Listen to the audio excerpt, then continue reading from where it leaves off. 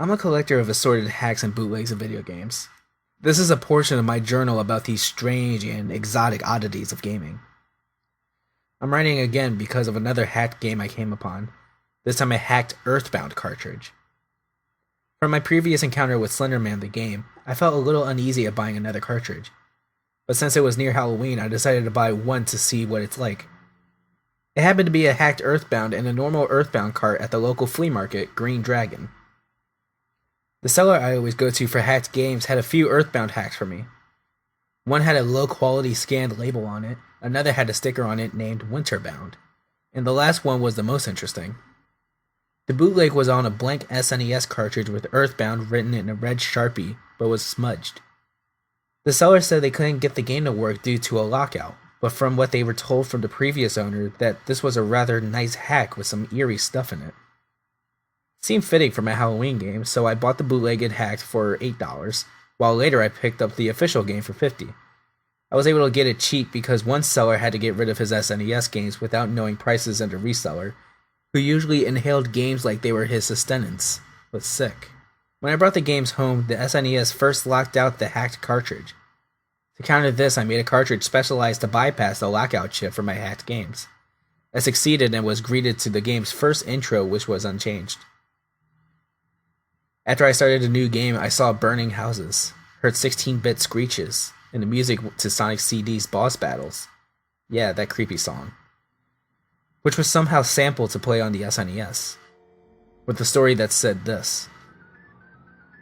In 1990X, in a small town in America, the evil demon Gygus was unleashed. He destroyed the town and soon spread throughout the land. The only one left alive was a small boy named Ness. However, Gygus had something in store for him in the near future. Ness awoke to the sight of his half-destroyed house. As I walked to the door, a text box appeared. It was quiet except for the sound of burning wood. Something has happened to your family, your friends, your town, and soon, you. Get dressed and leave quickly. The screen faded out and into Ness, now dressed with his clothes slightly charred. I navigated through the wreckage of the house and stumbled into the sister's room. There I found a present with the item, Red Bat. I equipped it and realized that the present was next to a jumbled sprite of Ness's sister.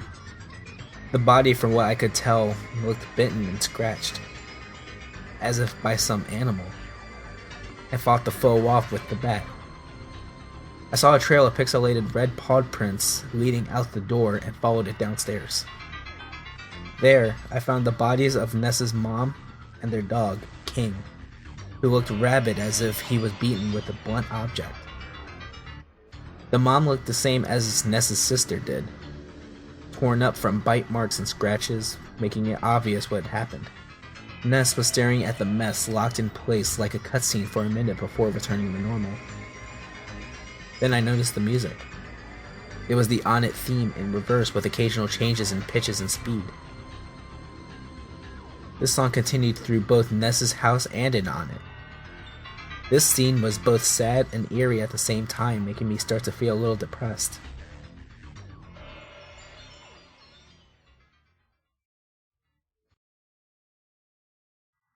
This hacker sure does know how to put on a mood, I commented aloud. I hope the rest of the story can get even more twisted. I was getting ready for what was yet to come anxiously. Searching around the area of Ness's house and on it, I noticed Pokey's house was completely gone, as if it didn't exist, which for some reason felt a little odd to me. Also, the treasure hunter's house was destroyed with his dead body nearby, burnt.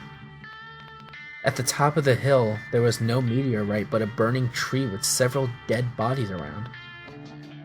After finding little in on it except for the dead mayor and an empty hospital, I went to Tucson and could only find a few spiteful crows that gave me only 2 to 3 experience when I defeated them.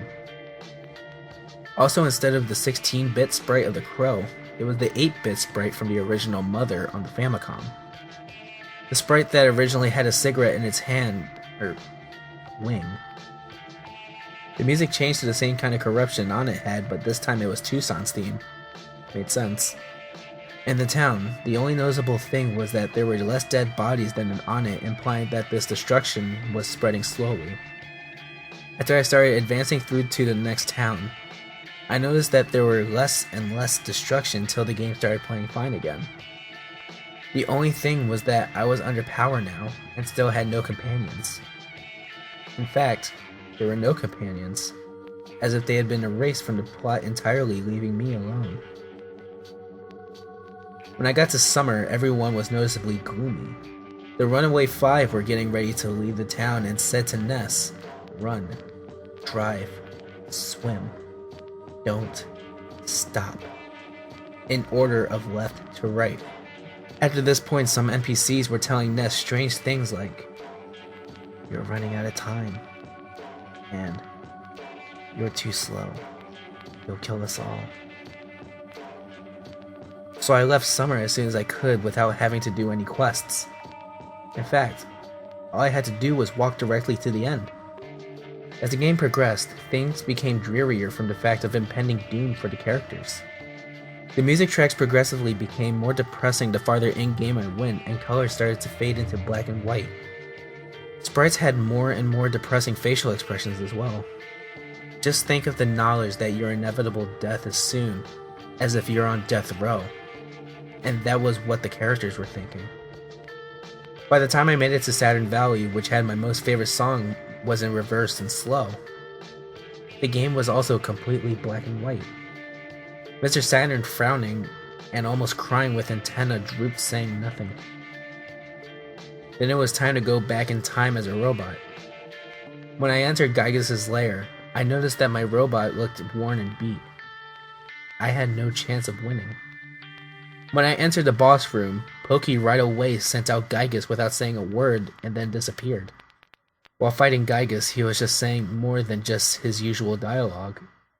These included, "You have no help, no friends, no family, no prayers." I was only level 3, which came after 4 hours of getting petty amounts of experience points from spiteful crows and inevitably lost. Instead of the retry screen, a cutscene appeared of the earth being turned into fire. A caption below read,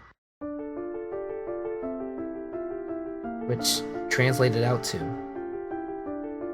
"Look what you have caused. If it hadn't have been for you, Ness would have made it." Before cutting to black with the text, "Too slow."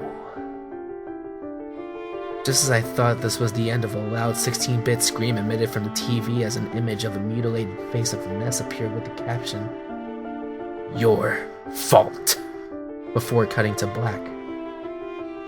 After nothing happening about a minute, I shut off the console. I realized that the end was made to depress who was playing into guilt and empathy. However, it didn't work as I possessed neither of the two feelings, as I can get through most anything gory and not feel a difference. However, I still had a slight bit of depression hanging on me for a week after playing. The game is now in my personal collection with no expectation of being played soon, although it is the most intriguing piece of my collection of the macabre of Nintendo.